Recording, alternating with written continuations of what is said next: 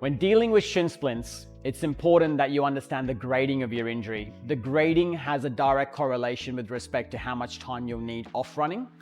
Most clients that come in to see us in clinic will require and go ahead and get an MRI. That MRI will give us a grading of the injury and then determine how long that person needs off running. In a low level stress response, that could be 4 weeks. In a stress fracture, that could be 12 to 16 weeks. The time off running is not spent for absolute rest, but you need to bring in strength and conditioning training because that's going to allow your bone mineral density to develop, allow your bones to get stronger. So let's talk about strength training. What kind of exercises are the best to do when dealing with shin splints?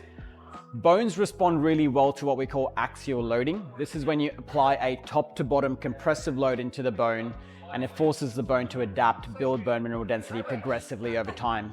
Things like squats, split squats, Romanian deadlifts, step-ups are great examples of axial style loading exercises.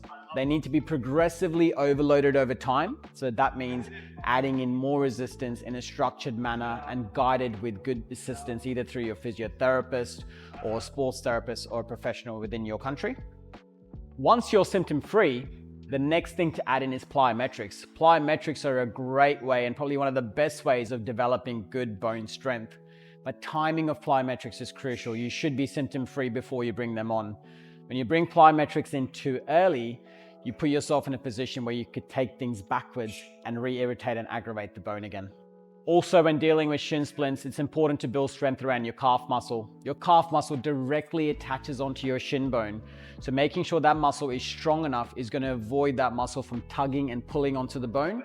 So working on your calf, whether it's a straight leg variation, a bent leg variation, progressing onto loading it up onto a step, adding in additional weight over time, all in a graded manner, is going to be super important to developing a nice strong calf muscle that absorbs force and takes force away from the bone.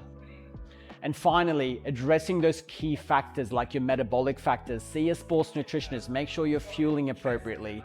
If you have issues around your menstrual cycle, see a sports medicine consultant to understand if you are doing the right things in order to be in the right zone so your body is hormonally producing the right hormones like estrogen to help produce good, healthy bone.